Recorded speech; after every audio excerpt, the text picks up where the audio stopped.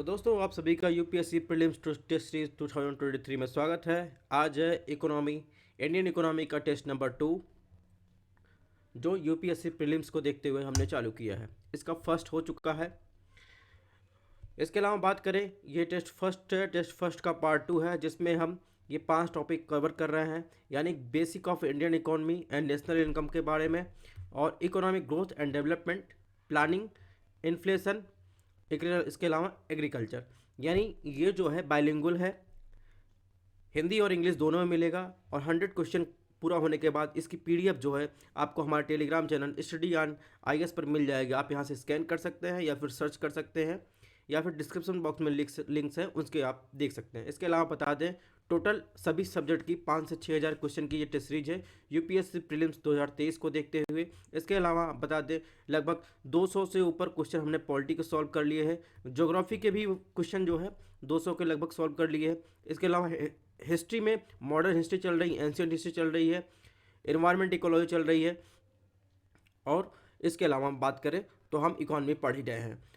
इसमें प्रोसेस ये है कि 100 क्वेश्चन कंप्लीट होने के बाद आपको हिंदी और इंग्लिश दोनों में अलग अलग व्याख्या के साथ हमारे टेलीग्राम चैनल पर पीडीएफ मिलती है, और इसके अलावा जो भी लेक्चर होगा उसकी पीडीएफ हमारे टेलीग्राम चैनल पर मिलती है। तो इसके पहले पार्ट फर्स्ट में 1 से 20 क्वेश्चन सॉल्व कर लिया है। अब अगर आपको टेस्ट थोड़ा सा भी पसंद आ रहा हो तो चैनल को ज़्यादा से ज़्यादा लोगों के पास शेयर करिए और लाइक करिए, सब्सक्राइब करिए, ताकि जब सबसे पहले अपडेट आपको मिल सके। तो चलिए टेस्ट की शुरुआत करते हैं। क्वेश्चन नंबर 21 को देखते हैं। 21 में पूछा है, निम्नलिखित कथनों पर विचार कीजिए। Consider the following statement. Option 1 दिया, भारत में सांख्यिकी एवं कार्यक्रम कार्यान्वयन मंत्रालय सभी प्रकार की मुद्रास्फीति को मापता है। इसके अलावा ऑप्शन 2 दिया है, मुख्य रूप से केवल उपभोक्ता मूल्य सूचकांक यानी कंज्यूमर प्राइस इंडेक्स द्वारा मुद्रास्फीति को मापा जाता है। कौन सा ऑप्शन सही है? इसमें देखेंगे, सही की बात करें तो दोनों ऑप्शन सही है। आपने इसके पहले देखा होगा, अगर ऑप्शन 2 की बात करें तो जब भारत में इन्फ्लेशन को मापने की बात करें तो डब्ल्यूपीआई और सीपीआई यानी होल प्राइस इंडेक्स और सीपीआई दोनों के द्वारा जो है इन्फ्लेशन को मापा जाता है। सीपीआई वस्तुओं और सेवाओं जैसे भोजन, चिकित्सा, देखभाल, शिक्षा, इलेक्ट्रॉनिक्स आदि की कीमत की अंतर की गणना करता है, जिसे भारतीय उपभोक्ता उपयोग के लिए खरीदते हैं। यानी सीपीआई में वो वस्तुएं शामिल हैं जो एक समय के साथ फ्लक्चुएट करती रहती हैं। ठीक है, इस प्रकार ऑप्शन 2 भी गलत है। और अगर बात करें इस ऑप्शन 1 की, तो भारत में सांख्यिकी एवं कार्यान्वयन मंत्रालय सभी प्रकार के मुद्रास्फीति को नहीं मापता। उदाहरण के लिए औद्योगिक श्रमिकों यानी इंडस्ट्रियल वर्कर्स IW, खेतिहर मजदूरों और ग्रामीण मजदूरों के लिए सीपीआई को श्रम रोजगार मंत्रालय द्वारा मापा जाता है, तथा डब्ल्यूपीआई वाणिज्यिक उद्योग मंत्रालय में आर्थिक सलाहकार द्वारा प्रकाशित किया जाता है। तो सभी प्रकार के इन्फ्लेशन को ये नहीं मापता। इस प्रकार दोनों ऑप्शन गलत है, ऑप्शन डी सही है। बढ़ते हैं नेक्स्ट क्वेश्चन की तरफ। क्वेश्चन नंबर 22 में पूछा है दोस्तों, फसल की सघनता के संदर्भ में यानी क्रॉप इंटेंसिटी के संदर्भ में आपको कुछ स्टेटमेंट दिए गए हैं, उसके बारे में आपको इसमें सही ऑप्शन चूज करना है। ऑप्शन 1 है, यह एक कृषि वर्ष के दौरान एक ही खेत में से कई फसलें उगाने को संदर्भित करता है। फसल इंटेंसिटी यानी फसल संघनता। ऑप्शन 2 दिया है, सकल फसल यानी ग्रॉस क्रॉप्ड की बात किया है, क्षेत्र फसल संघनता की गणना का एक कारक है। तो इसमें क्रॉप इंटेंसिटी के बारे में आपको बताना है। अगर बात करें ऑप्शन 1 फसल सघनता की, तो फसल सघनता का मतलब क्या होता है, सबसे पहले ये समझ लेते हैं। क्रॉप इंटेंसिटी का मतलब होता है एक कृषि वर्ष में एक ही खेत में कई फसलें उगाने से है, इसे क्रॉप इंटेंसिटी कहते हैं। विश्व के औसत 11% की तुलना में भारत का लगभग 51% भौगोलिक क्षेत्र पहले से ही खेती के अधीन है। वर्तमान फसल सघनता के 136% में स्वतंत्रता के बाद केवल 25% की वृद्धि दर्ज की गई है। तो आपको समझ में आ गया, ये ऑप्शन सही है। एक ही वर्ष के दौरान एक ही खेत में कई फसलें को उगाने को क्या क्रॉप इंटेंसिटी कहते हैं। ऑप्शन 2 की बात करें, ऑप्शन 2 भी सही है। फसल की सघनता की गणना अगर बात करें कैसे की जाती है, तो इसको जो है गणना करने के लिए सकल फसल क्षेत्र अपॉन शुद्ध बोया गया क्षेत्र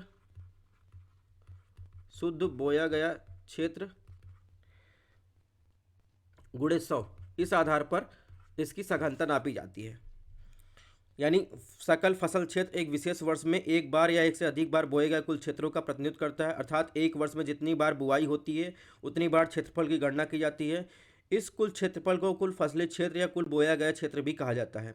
शुद्ध बोया गया क्षेत्र जो है बोए गए क्षेत्र का प्रतिनिधित्व करता है। इस प्रकार ऑप्शन 2 भी सही है, यानी ऑप्शन सी सही है, 1 और 2। अब बात करें क्वेश्चन नंबर 23 में। इसमें भारत के कृषि के संदर्भ में निम्नलिखित कथन दिया गया है। ऑप्शन 1 दिया है, देश के विभिन्न हिस्सों में खरीफ फसलों की बुआई मानसून की शुरुआत के साथ होती है। ऑप्शन 2 दिया है, केरल में फूलों की बारिश काफ़ी और चाय जैसे बागानों फसलों की पुष्पण के लिए जिम्मेदार है। यानी ब्लॉसम की बात की, ब्लॉसम शॉवर की बात किया है। आप हिंदी में पढ़ेंगे तो आपको दिक्कत हो जाएगी, इंग्लिश में अक्सर क्वेश्चन आता है, ये इसका रेडीमेड वर्ड ब्लॉसम शॉवर लिखा जाता है। तो इसके अलावा ऑप्शन 3, अनुचित ड्रिप सिंचाई का संस्थापन अक्सर खराब जड़ विकास का जो है डेवलपमेंट में होता है, अनुचित ड्रिप सिंचाई के कारण। इसका इंग्लिश भी आप देख लीजिएगा।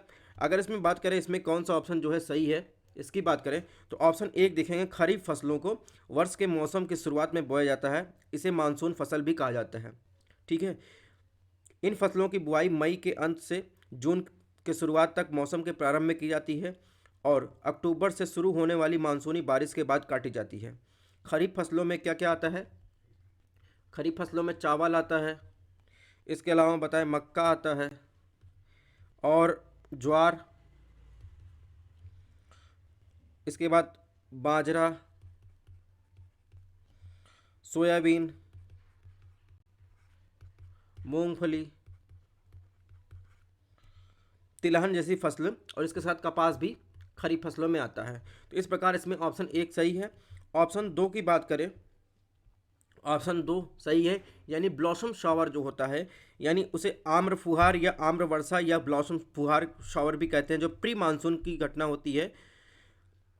इसे एक बोलचाल भाषा के लिए ये सब बोला जाता है। यह मुख्य रूप से मार्च से मई के महीनों के दौरान यानी भारत में मानसून के आगमन से पहले होती है। इन्हें अप्रैल वर्षा भी कहा जाता है। केरल में फूलों की बारिश यानी ब्लॉसम शावर जो है काफ़ी चाय जैसे बागाने फसलों के पकने में मदद करता है, तो ये भी सही है। ऑप्शन 3 की बात करें, 3 भी सही है, क्योंकि अनुचित ड्रिप सिंचाई के कारण क्या अक्सर खराब जो रूट होती है उनका डेवलपमेंट होता है। ठीक है, तो इसमें जो है तीनों ऑप्शन सही है। तो मैंने खरीफ बता दिया। अब रबी में क्या आता है? खरीफ क्रॉप में ये आता है, रबी क्रॉप में ये आता है, इसकी मैंने बता ही दिया है। यहाँ पे आप देख लेते हैं मेजर खरीफ क्रॉप्स कौन से हैं। ठीक है, उसमें जो है फसल और वेजिटेबल्स की बात किया गया है। मेजर रबी और खरीफ की डिटेल दी गई, आप यहाँ से देख सकते हैं। क्वेश्चन नंबर 24 की बात करें, एमएसपी की बात कर रहा है। एमएसपी के संदर्भ में निम्नलिखित कथनों पर विचार कीजिए। ऑप्शन 1 है, यह कृषि लागत और मूल्य आयोग की सिफारिश पर आधारित है। ऑप्शन 2, गन्ने के लिए दिया गया एमएसपी देश में सबसे ज़्यादा है। ऑप्शन 3, एमएसपी की घोषणा भारत सरकार द्वारा कटाई के मौसम के शुरुआती से की जाती है। इसमें कौन सा ऑप्शन गलत है? आप इसमें अगर देखेंगे, आप जो है ऑप्शन 2 देखेंगे, गन्ने में एमएसपी का उपयोग नहीं किया जाता। ठीक है, गन्ना उद्योग के पुनर्गठन की अगर बताएं रंगराजन समिति की रिपोर्ट पर आधारित है। उचित और लाभकारी मूल्य यानी एफआरपी द्वारा जो है गन्ने का देखेंगे चीनी मिलों द्वारा किसानों को दिया जाता है। एफआरपी द्वारा जो है कृषि लागत और मूल्य आयोग द्वारा ये तय किया जाता है, न कि एमएसपी द्वारा। तो इस प्रकार ऑप्शन 2 गलत हो जाएगा। तो दो जिसमें है वो ऑप्शन जो है इसके हिसाब से सही होगा। बहरहाल देख लेते हैं ऑप्शन 3 की बात करें तो भारत सरकार द्वारा लगभग 24 वस्तुओं की बुआई के मौसम की शुरुआती एमएसपी की घोषणा की जाती है, ताकि किसानों को पूंजी निवेश, फसल सुधार के लिए नई तकनीकों को अपनाने में आदि के लिए प्रेरित किया जा सके। इस प्रकार ऑप्शन 3 भी गलत है। और उसके ऑप्शन 1 की बात करें, ऑप्शन 1 सही है, यानी एमएसपी जो होता है कृषि लागत मूल्य आयोग की सिफारिश के आधार पर कृषि सहकारिता विभाग भारत सरकार 22 फसलों की बुआई के लिए मौसम से पहले न्यूनतम समर्थन मूल्य जो है घोषित करता है। अगर एमएसपी कृषि लागत और मूल्य आयोग की बात करें, सिफारिश पर साल में 2 बार तय किया जाता है, जो एक वैधानिक निकाय है और खरीफ और रबी की फसलों की कीमतें अलग अलग रिपोर्ट प्रस्तुत करता है। तो इस प्रकार इसमें कौन सा 2 और 3 जो है गलत है, यानी ऑप्शन सी सही है। क्वेश्चन नंबर 25 देखें, भारत में संविदा कृषि यानी कॉन्ट्रैक्ट फार्मिंग की बात कर रहा है, के संदर्भ में विचार कीजिए। ऑप्शन 1, मॉडल एमएसपी अधिनियम 2003 अनुबंध खेती के लिए विशिष्ट प्रावधान करता है। प्रदान करता है। ऑप्शन 2 है यह क्रय के एकाधिकार की स्थिति पैदा कर सकता है। ऑप्शन 3 है अनुबंध कृषि के माध्यम से कृषि में निजी निवेश को बढ़ाया जा सकता है। कौन सा सही है कॉन्ट्रैक्ट फार्मिंग के आधार पर, इसमें कौन सा ऑप्शन सही है? तो इसमें ऑप्शन 1 देखेंगे, ऑप्शन 1 सही है। ठीक है, भारत में कॉन्ट्रैक्ट फार्मिंग को भारतीय अनुबंध अधिनियम 1872 के तहत विनियमित किया जाता है। इसके अलावा मॉडल एमएसपी कृषि उत्पाद बाजार समिति अधिनियम 2003 अनुबंध खेती के लिए विशिष्ट प्रावधान करता है, जैसे कृषि अनुबंध प्रायोजक का अनिवार्य पंजीकरण और विवाद निपटान सिस्टम है। ऑप्शन 2 की बात करें, ये भी सही है। क्रय का एकाधिकार एक एकल खरीदार के प्रभुत्व वाले बाजार को संदर्भित करता है। क्रय के एकाधिकार में एक एकल खरीदार के पास आमतौर पर एक नियंत्रित लाभ होता है जो इसके उपभोग और मूल्य स्तर को नीचे ले जाता है। क्रय के एकाधिकार आमतौर पर थोक विक्रेताओं की कीमतों और भुगतान मजदूरी में अनुभव करते हैं। तो इस प्रकार देखेंगे इसमें ये भी सही है। ऑप्शन 3 भी सही है, यानी कॉन्ट्रैक्ट फार्मिंग एक इकोसिस्टम को बढ़ावा देती है जहां किसान और व्यापारी बाधा मुक्त व्यापार कर सकते हैं। ठीक है, और इसमें जो है निजी निवेश को बढ़ाया जा सकता है। तो इसमें देखेंगे कौन सा ऑप्शन सही है, यानी उपरोक्त में से सभी 1 2 3 तीनों सही है। क्वेश्चन नंबर 26 को देखते हैं। फर्टिलाइजर के बारे में इससे पूछा है, फर्टिलाइजर के संदर्भ में पूछा है।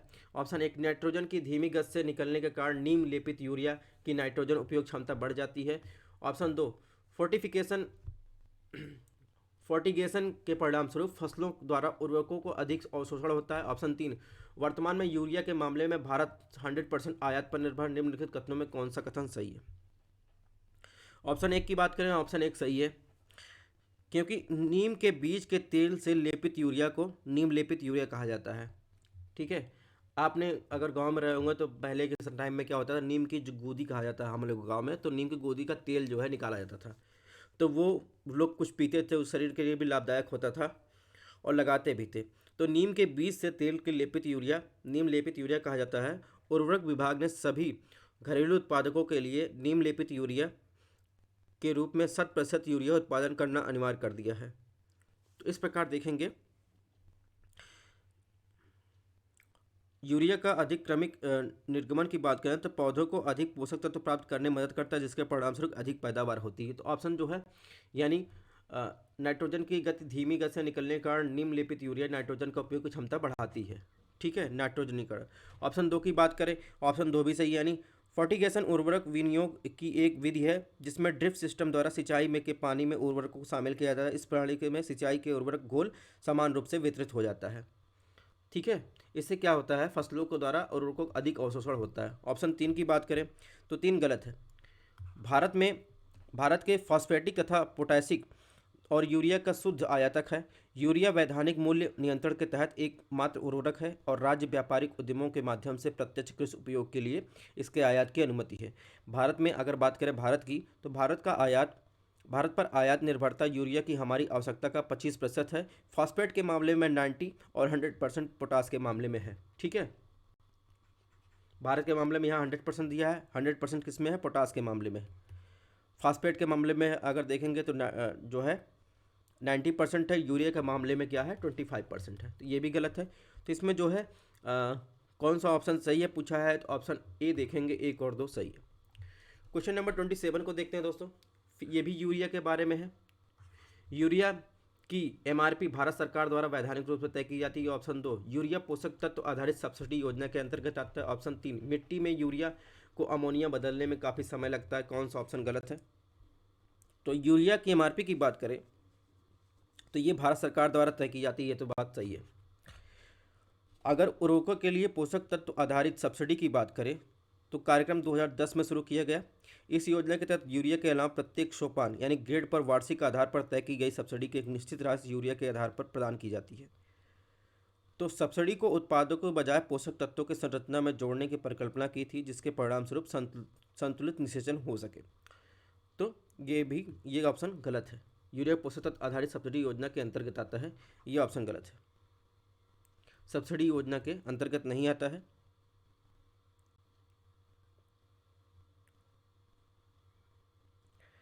ऑप्शन 3 की बात करें, ऑप्शन 3 जो है गलत है, क्योंकि यूरिया उर्वरक पौधों को हरी पत्तेदार वृद्धि को बढ़ावा देने और पौधों के पौधों को सघन दिखने के लिए नाइट्रोजन प्रदान करते हैं। यूरिया पौधों के प्रकाश संश्लेषण प्रक्रिया में भी सहायता करता है, क्योंकि नाइट्रोजन सामग्री अधिक है और मिट्टी में आसानी से अमोनियम परिवर्तित हो जाती है। यूरिया सबसे अधिक केंद्रीकृत नाइट्रोजन युक्त उर्वरकों में से एक है।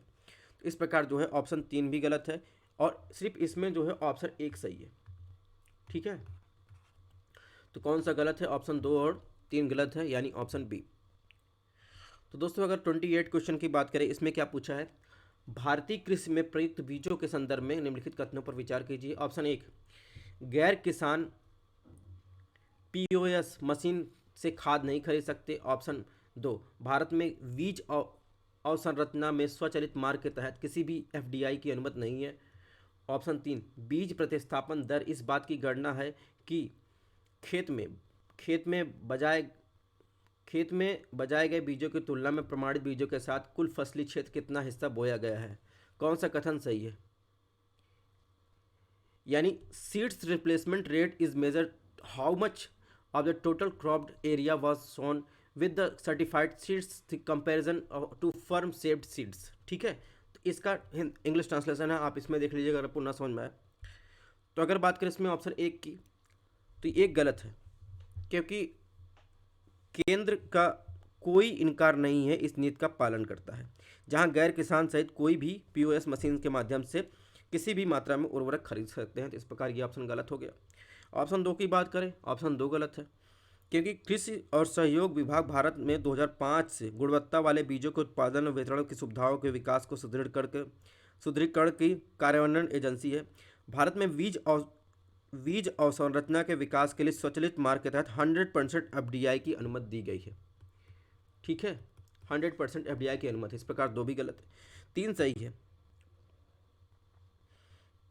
एसआरआर इस बात की गणना है कि खेत में बजाए गए बीजों की तुलना में प्रमाणित बीजों के साथ कुल फसली क्षेत्र कितना बोया गया है। अनुदान दरों की अच्छी गुणवत्ता वाले बीजों के वितरण के किसानों खेतों में बजाय बीजों के स्थान पर अगर देखेंगे प्रमाणित अच्छी गुणवत्ता वाले बीजों का उपयोग करने के लिए प्रोत्साहित किया जाता है, जिससे बीज प्रतिस्थापन दर वृद्धि होगी और अंततः राज्य किसानों की उत्पादकता और उत्पादन आय में वृद्धि होगी।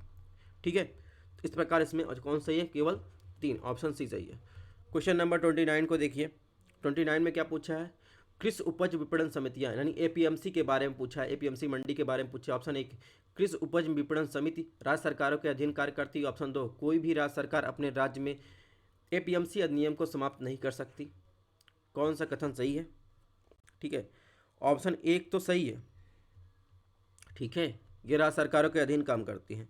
ऑप्शन 2 गलत है, क्योंकि 2006 में देखेंगे तो बिहार में एपीएमसी अधिनियम को समाप्त कर दिया गया। देश का पहला राज्य था जिसने निजी कंपनियों को किसानों को सीधे खरीद करने की सुविधा प्रदान कर दी गई। तो इस प्रकार देखेंगे ये गलत है। 2020 में कर्नाटक सरकार ने कर्नाटक कृषि उपज यानी एपीएमसी मंडी को विधेयक पारित किया, जो किसानों को एपीएमसी के हस्तक्षेप के बिना अपनी उपज के व्यापार करने का सक्षम बनाया। तो इस प्रकार 2 राज्यों में देख रहे हैं, तो ये खत्म ही हो गई। तो ये भी कोई मुद्दा ही नहीं है, क्योंकि राज्य सरकार के अधीन है तो वो खत्म ही कर सकता है। इस प्रकार देखेंगे इसमें ऑप्शन 1 सही है। क्वेश्चन नंबर 30 देखेंगे, उसमें क्या पूछा है? एमएसपी के बारे में इसमें पूछा, मिनिमम सपोर्ट प्राइस के बारे में पूछा है। ऑप्शन 1, फसल की उत्पादन लागत की गणना करते समय अवैतनिक पारिवारिक श्रम के मूल्य को शामिल नहीं किया जाता है। ऑप्शन 2 है सीएफसीपी कोई भी क्षेत्र आधारित लागत अनुमान स्वयं नहीं करता है। ऑप्शन 3, कच्चे कपास, मूंग, कच्चे जूट, नारियल, सोयाबीन, भूसी वाले नारियल के लिए एमएसपी उपलब्ध है। इसमें कौन सा ऑप्शन सही है? एमएसपी से रिलेटेड क्वेश्चन है। ऑप्शन 1 देखें तो सीएसीपी की बात करें तो राज्य और अखिल भारतीय दोनों औसत स्तरों पर प्रत्येक फसल के लिए 3 प्रकार की उत्पादन लागत का अनुमान लगाता है। A2, किसान द्वारा सीधे बीज, उर्वरक, कीटनाशकों, किराए पर, श्रम, पट्टे पर दी गई भूमि, ईंधन, सिंचाई आदि पर नगद और वस्तु के रूप में किए गए सभी भुगतान किए गए खर्चों को कवर करता है। A2 प्लस FL, जिसमें A2 प्लस FL शामिल है, जिसमें अवैतनिक पारिवारिक श्रम। और C2 की बात करें, C2 का एक आरोपित मूल्य है जो एक अधिक व्यापक लागत है। तो ये कुछ टेक्निकल टर्म है। इसके अलावा ये ऑप्शन जो है गलत है, यानी फसल के उत्पादन लागत गणना करते समय अवैतनिक श्रमिक को शामिल किया जाता है। ठीक है, जो A2 प्लस FL के तहत। ऑप्शन 2 की बात करें, ऑप्शन 2 सही है, यानी CACP कोई भी क्षेत्र आधारित लागत अनुमान स्वयं नहीं करता है। यह कृषि मंत्रालय और अर्थशास्त्र और सांख्यिकी निदेशालय द्वारा प्रदान किए गए राज्यवार फसल विशिष्ट उत्पादन लागत अनुमानों का उपयोग करने के लिए अनुमान लगाता है। आमतौर पर 3 साल के अंतराल के साथ उत्पन्न होते हैं। तो CACP जो होता है एक वस्तु के लिए MSP की सिफारिश करते समय विभिन्न कारकों को विचार करता है, जिसमें खेती लागत भी शामिल है। ऑप्शन 3 की बात करें तो CACP यानी कृषि लागत और मूल्य आयोग जो है 22 अनिवार्य फसलों और गन्ने के लिए उचित लाभकारी मूल्य यानी FRP के लिए MSP की सिफारिश करता है। फसलों की सूची की बात करें उसमें क्या क्या शामिल है, तो धान, गेहूं, जौ, ज्वार, बाजरा, मक्का, रागी, चना, अरहर, तूर, मूंग, उड़द, मसूर, मूंगफली, रेपसीड, सरसों, तोरिया, सोयाबीन, सूरजमुखी, तो तिल, कुसुम, इस प्रकार का जो है गन्ना, इस प्रकार के इसमें 22 फसलें शामिल की जाती हैं। तो इसमें जो है ऑप्शन 3 सही है। तो इसमें कौन सा सही है, केवल इसमें पूछा कौन सही है, 2 और 3 सही है, ऑप्शन डी सही है। क्वेश्चन नंबर 31 में देखिए क्या पूछा है, भारत में मछली उत्पादन के संदर्भ में पूछा है। हाल के वर्षों में कुछ मत्स्य उत्पादन में अंतर्देशीय मत्स्य पालन का हिस्सा 50% से अधिक है। ऑप्शन 2, भारत विश्व का सबसे बड़ा मछली उत्पादक देश है। ऑप्शन 3, साफरी प्रमाणन योजना जलीय कृषि उत्पादों से संबंधित है। कौन सा ऑप्शन गलत है, भारत में मछली उत्पादन संबंधित। ऑप्शन 1 की बात करें तो ऑप्शन 1 सही है कि हाल के वर्षों में देखेंगे तो अंतर्देशीय मत्स्य पालन का हिस्सा 66.81% है। ऑप्शन 2 की बात करें तो ऑप्शन 2 गलत है, चीन दुनिया का सबसे बड़ा मछली उत्पादक है। ठीक है। ऑप्शन 3 की बात करें, ऑप्शन 3 सही है। हाल ही में समुद्री उत्पाद निर्यात प्राधिकरण ने साफरी नामक जलीय कृषि उत्पाद के लिए प्रमाणन योजना विकसित की है। तो इस प्रकार इसमें कौन सही, 1 और 3 सही है। कौन सा गलत पूछा है ना, तो ऑप्शन सी इसमें है। क्वेश्चन नंबर 32 में देखिए, भारत में कृषि के संदर्भ में निम्नलिखित कथनों पर विचार कीजिए। ऑप्शन 1, प्रधानमंत्री मत्स्य संपदा योजना का उद्देश्य फसल की कटाई के बाद 10% तक की कमी करना। ऑप्शन 2, कड़ाके के ठंड में कपास के पौधे वृद्धि के लिए हानिकारक होती है। ऑप्शन टी, टिश्यू कल्चर से तैयार सेटिंग्स का उपयोग करके गन्ने की खेती की जा सकती है। तो इसमें कौन सा ऑप्शन जो है आपको सही है बताना है। ऑप्शन 1 की बात करें दोस्तों, तो ये प्रधानमंत्री मत्स्य संपदा योजना की बात करें तो इसमें क्या प्रावधान है। आत्मनिर्भर भारत अभियान के एक भाग के रूप में देश में मत्स्य पालन जो है क्षेत्र केंद्रित और सतत विकास की एक प्रमुख योजना है। इसका लक्ष्य है कि 70 लाख टन मछली उत्पादन में वृद्धि और 2024-25 तक मत्स्य निर्यात आय को लगभग 1 लाख करोड़ रुपए तक बढ़ाना, मछुआरों किसानों मछली किसानों की आय दोगुना करना, कटाई के बाद के नुकसान को 20 से 25% तक कम करना, लगभग मत्स्य पालन क्षेत्र असंबद्ध गतिविधियों के अतिरिक्त 55 लाख प्रत्यक्ष अप्रत्यक्ष रूप से लाभकारी रोजगार जो है कि अवसर पैदा करना। तो ये प्रधानमंत्री मत्स्य संपदा योजना के कुछ जो है कार्ड हैं। इस प्रकार देखेंगे ये भी सही है। ऑप्शन 2 की बात करें तो ये भी सही है। कपास की फसली की प्रकृति क्या होती है, कपास कहाँ होता है, उपोष्णकटिबंधीय क्षेत्र में होता है। इसके लिए क्लाइमेट चाहिए उपोष्णकटिबंधीय। इसे क्या लंबी ठंड से मुक्त यानी पाला रहित अवधि की जो है देखेंगे टाइम चाहिए, जो बहुत अधिक गर्मी और भरपूर धूप की आवश्यकता होती है। या गर्म और आर्द्र जलवायु की क्लाइमेट चाहिए इसको। मिट्टी के तापमान की बात करें लगभग 15 डिग्री सेल्सियस से कम होना चाहिए। कपास के बीजों का अंकुरण दर कम होता है। सक्रिय वृद्धि के दौरान आदर्श हवा का तापमान 21 से 37 डिग्री सेल्सियस होना चाहिए। तो इस प्रकार ये भी सही है। टिश्यू कल्चर की बात कर लेते हैं, तो गन्ना एक वानस्पतिक रूप से प्रचारित फसल है। उपयोग की जाने वाली बीज सामग्री स्टेम कटिंग है, जिन्हें स्टेम के रूप में जाना जाता है। प्रत्येक में से एक या कई कलियां अंकुरित हो सकती हैं। स्वस्थ बीज का उपयोग गन्ने की फसल की खेती का एक महत्वपूर्ण पहलू है, क्योंकि गन्ने के अधिकांश रोग बीज जनित होते हैं। इस प्रकार जो है देखेंगे ऑप्शन 3 भी सही है। तो इसमें कौन सा ऑप्शन पूछा सही है, तो ऑप्शन डी 1, 2, 3 तीनों सही है। क्वेश्चन नंबर 33 देखते हैं क्या पूछा है इसमें। 33 में कृषि वानिकी के संबंध में पूछा है। ठीक है, एग्रो फॉरेस्ट्री के संदर्भ में जो आपको विचार करना है।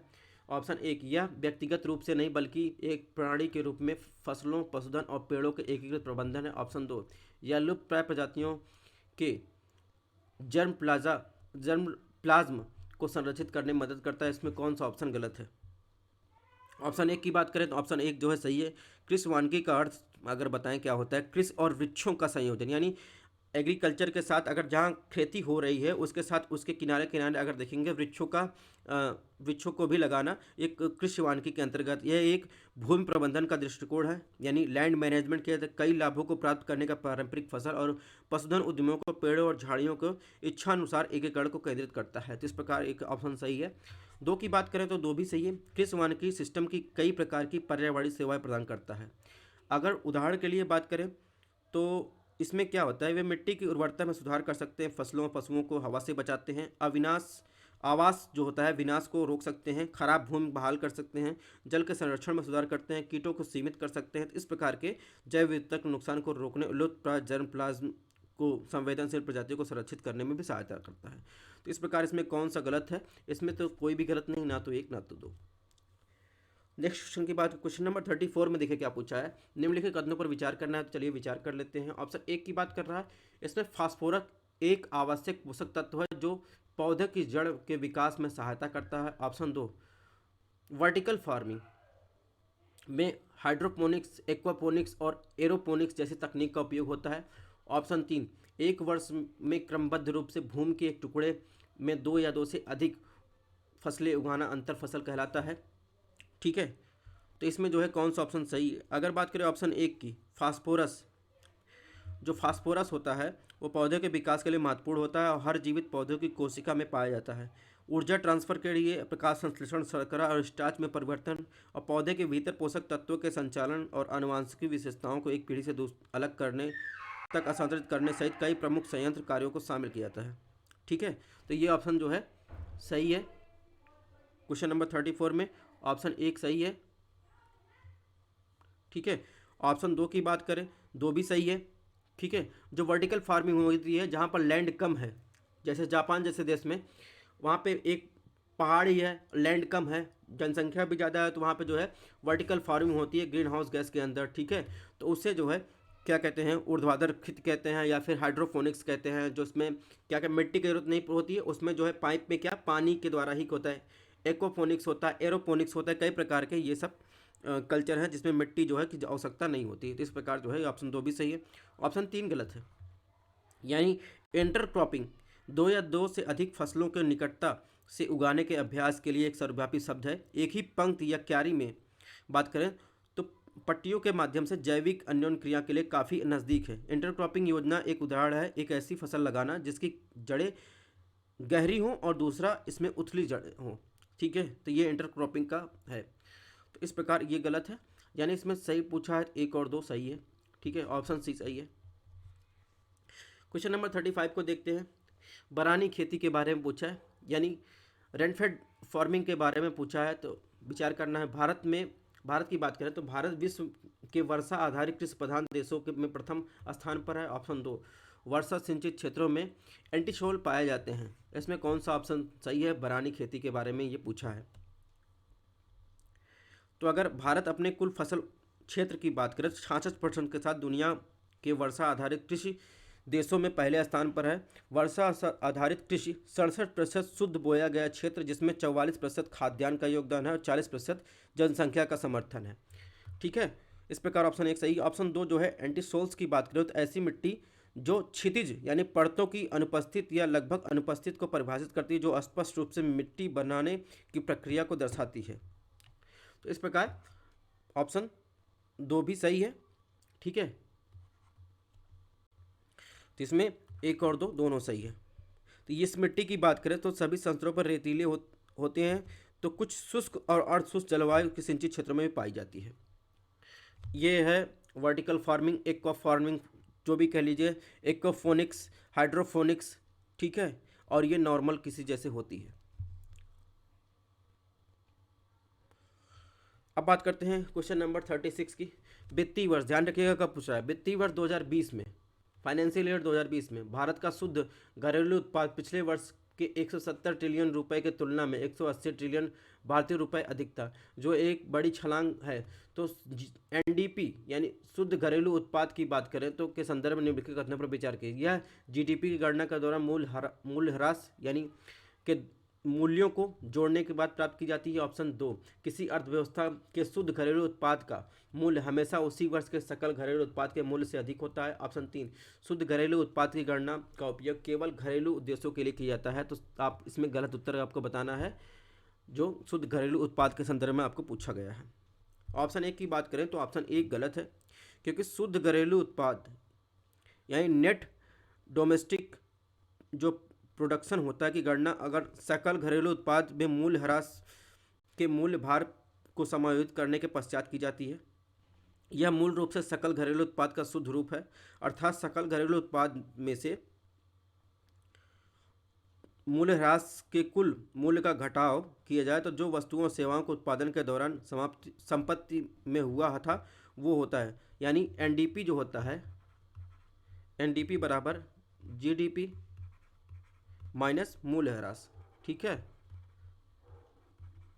तो इस प्रकार देखेंगे ये ऑप्शन गलत है। एनडीपी पूछ रहा है ना, एनडीपी में जीडीपी माना मूल्य ह्रास की बात कर रहा है। ऑप्शन 2 की बात करें, ऑप्शन 2 भी गलत है। ठीक है, यानी एक अर्थव्यवस्था में एनडीपी हमेशा उसी वर्ष के जीडीपी से कम होना चाहिए, क्योंकि मूल्य ह्रास को शून्य करने का कोई तरीका नहीं होता। लेकिन अगर बात करें तो जो मानव जाति ने इस क्षेत्र में विकास के माध्यम से बहुत प्रगति की है, जैसे बॉल बेयरिंग, लुब्रिकेट्स आदि के सभी प्रकार के मूल्य ह्रास के स्तर को कम करने के लिए नवाचार किया गया है। यानी आपको एक बात ध्यान रखना है, एनडीपी हमेशा उसी वर्ष के जीडीपी से कम होना चाहिए, क्योंकि मूल्य ह्रास शून्य करने का कोई तरीका नहीं है। तो ये भी गलत है, उसी वर्ष से कम होता है, कम होना चाहिए। ऑप्शन 3 की बात करें, ऑप्शन 3 सही, यानी एनडीपी की अवधारणा विभिन्न उपयोगों नीचे दिए गए हैं, जैसे केवल घरेलू उपयोग के लिए, अर्थव्यवस्था को मूल्य ह्रास के कारण हुए नुकसान के ऐतिहासिक स्थिति को समझने हेतु, तुलनात्मक अवधि में एनडीपी का उद्योग व्यापार में मूल्य ह्रास के क्षेत्रीय स्थिति को समझने हेतु, इसके अलावा अनुसंधान और विकास क्षेत्र में अर्थव्यवस्था की उपलब्धियों को दिखाने के लिए, जिन्होंने ऐतिहासिक समय अवधि में मूल्य ह्रास स्तर को काटने में कोशिश की है। तो इस प्रकार देखेंगे इसमें कौन सा ऑप्शन गलत है, तो इसमें 1 और 2 गलत है। ठीक है, क्वेश्चन नंबर 37 की बात करें, ये कुछ फार्मूला है, आप देख लीजिए। जीडीपी का फार्मूला है, रियल जीडीपी का फार्मूला है, नॉमिनल जीडीपी का फार्मूला है, और ग्रॉस डोमेस्टिक जीडीपी किस पे मापा जाता है, कौन कौन से मेथड हैं उसके देख लीजिए, मेथड के बारे में दिया गया है। 37 में दिया गया है, 37 में क्या दिया गया है, कुछ कथन दिए गए हैं उसको देखते हैं। तो 37 में पूछा गया है, या किसी दिए गए वित्तीय वर्ष में देश के नागरिकों द्वारा उत्पादित सभी तैयार वस्तुओं और सेवाओं को कुल मूल्य है, चाहे उनका स्थान कुछ भी हो, यह परिभाषा संदर्भित करती है। यानी इन चारों में से किसी परिभाषा दी गई है, उसमें बताना है आपको किसकी परिभाषा दी गई है। ठीक है, तो आपने अगर जीएनपी पढ़ा होगा, ठीक है, तो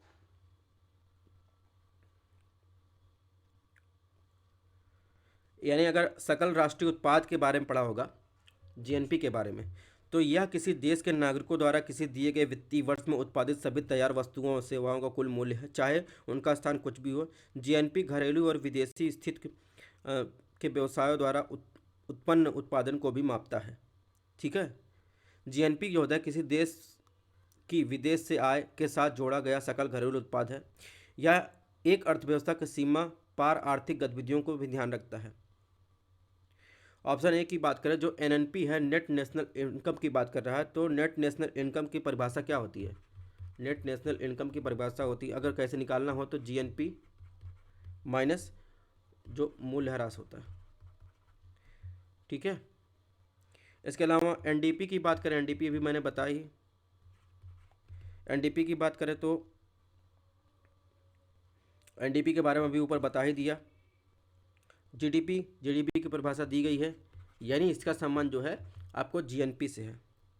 जीडीपी क्या होता है? एक वर्ष की अवधि के दौरान किसी राष्ट्र की सीमा के भीतर, राष्ट्र की सीमा के भीतर, ध्यान रखिएगा, जीडीपी जो का राष्ट्र की सीमा के भीतर, ये राष्ट्र की सीमा और सीमा पार की बात भी करता है, के भीतर उत्पादित सभी अंतिम वस्तुओं और सेवाओं का मूल्य। और भारत के लिए यह एक वर्ष यानी 1 अप्रैल से 31 मार्च तक की इसकी गणना की जाती है। इसकी गणना राष्ट्रीय निजी खपत, सकल निवेशी खर्चों, व्यापार संतुलन को जोड़कर भी की जाती है जीडीपी की। ठीक है, इस प्रकार इसमें ऑप्शन डी सही है। क्वेश्चन नंबर 38 की बात करते हैं, तो नेशनल इनकम जो है अलग अलग, जैसे जीडीपी, एनडीपी, जीएनपी, एनएनपी, उसकी परिभाषा दी गई, आप यहाँ से देख सकते हैं। 38 की बात करें, इसमें जो है निम्न में से कौन सा कथन शुद्ध राष्ट्रीय उत्पाद यानी एनएनपी को उचित रूप से वर्णन करता है। ऑप्शन ए दिया गया है, यह मूल्यह्रास के मूल्य के भार को समायोजित करने के बाद गणना की गई जीडीपी है, या मूल के रूप में मूल रूप से सकल घरेलू उत्पाद का शुद्ध रूप है। ऑप्शन बी है, यह सकल राष्ट्रीय उत्पाद के मूल ह्रास की कटौती के बाद गणना किया गया उत्पाद है। ऑप्शन सी है, यह एक वर्ष की अवधि के दौरान किसी राष्ट्र की सीमा के भीतर उत्पादित सभी अंतिम वस्तुओं सेवाओं का मूल्य है। ऑप्शन डी है, यह किसी दिए गए वित्तीय वर्ष के दौरान नागरिकों द्वारा उत्पादित सभी तैयार वस्तुओं सेवाओं का कुल मूल्य है। तो एनएनपी के बारे में आपको बताना है। तो इसमें देखेंगे एनएनपी जो है यह सकल राष्ट्रीय उत्पाद से मूल्य ह्रास की कटौती के बाद गणना का किया गया उत्पाद है। ठीक है, यानी एनएनपी जो होता है, अभी मैंने बताया एनएनपी जो होता है वो जीएनपी माइनस मूल्य ह्रास होता है। ठीक है, यह बात करें एनएनपी बराबर क्या होता है, एनएनपी बराबर होता है जीडीपी प्लस विदेशों से अर्जित आय, ठीक है, फॉरेन इनकम की बात कर रहा है, माइनस जो मूल्य ह्रास होता है। तो ये दो फार्मूले हैं, यानी इसका संबंध ऑप्शन बी से है। बाकी एनएनपी जीडीपी क्या होता है इसकी परिभाषा हमने दे ही दी गई है, फॉर्मूला वो आप देख लीजिए। क्वेश्चन नंबर 39 की बात करने में लिखित कथनों पर विचार करना है। ऑप्शन एक, उत्पादन में बाजार लागत किराए बिजली और ऋण के ब्याज पर खर्च की गई लागत है। ऑप्शन दो, उत्पादन में कारक लागत अर्थव्यवस्था में अप्रत्यक्ष कर दरों में विभिन्न कारकों पर खर्च की जाती है। ऊपर दिए गए कथनों में से कौन सा कथन गलत है। ठीक है, इसमें गलत कथन आपको बताना है। अगर लागत क्या होती है, लागत के बारे में बात करें दोस्तों, तो एक अर्थव्यवस्था की आय यानी उसके कुल उत्पादित वस्तुओं और सेवाओं की मूल्य की गणना या तो कारक लागत या बाजार लागत पर की जा सकती है। उनके बीच एक अंतर होता है। सामान्य तौर पर उन्हें कारक मूल्य और बाजार मूल्य भी कहा जाता है। भारत आधिकारिक तौर पर कारक लागत पर अपनी राष्ट्रीय आय की गणना करता है। जनवरी 2015 की बात करें तो सीएसओ ने बाजार मूल्य यानी बाजार लागत पर इसकी गणना करने के लिए एक रुख दिया था।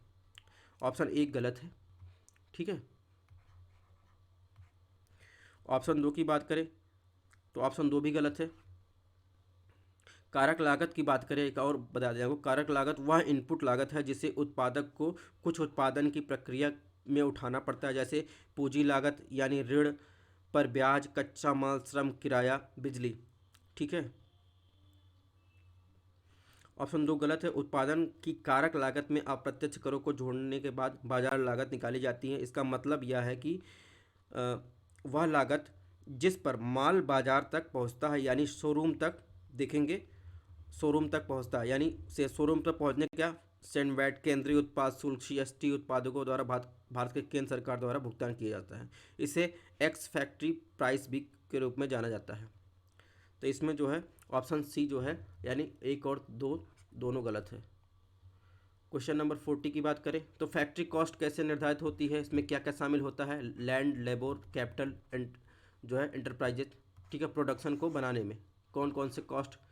ठीक है, इसके अलावा मार्केट प्राइस की बात करें, मार्केट प्राइस फार्मूला क्या है, cost production market price plus premium, जो भी उसका होता है ये आपको फार्मूला है, ये आपको ध्यान रखना है। क्वेश्चन नंबर 40 की बात करें, भारत अपनी राष्ट्रीय आय की गणना स्थिर कीमतों पर करता है जबकि विकसित राज्य इसकी गणना चालू कीमतों पर करते हैं। चालू कीमतों पर निम्न कारणों से करते हैं। ऑप्शन एक, उसमें कारण पूछा है क्यों चालू कीमतों पर करते हैं। ऑप्शन एक, पूर्ववर्ती योजना आयोग के स्थान पर नीति आयोग के आने के बाद इसके द्वारा गणना मापदंड में परिवर्तन किया गया। ऑप्शन बी, चालू कीमतों पर राष्ट्रीय आय की गणना मुद्रास्फीति मूल्य शामिल नहीं है। ऑप्शन सी, मुद्रास्फीति जो आय गणना का एक प्रमुख हिस्सा है, निरंतर मूल्य गणना समायोजित किया जाता है। ऑप्शन डी, उपरोक्त सभी। तो इसमें बताना है भारत अपनी राष्ट्रीय आय यानी नेशनल इनकम की गणना स्थिर कीमतों पर करता है जबकि विकसित राष्ट्र इसकी गणना चालू कीमतों पर करते हैं। इसमें कारण क्या है। ठीक है, भारत में जो अपनी आय की गणना करता है। तो इसमें अगर बात करें तो इसमें जो है ऑप्शन सी सही है, यानी इन्फ्लेशन जो आय गणना एक प्रमुख हिस्सा है वह निरंतर मूल्य गणना में समायोजित किया जाता है।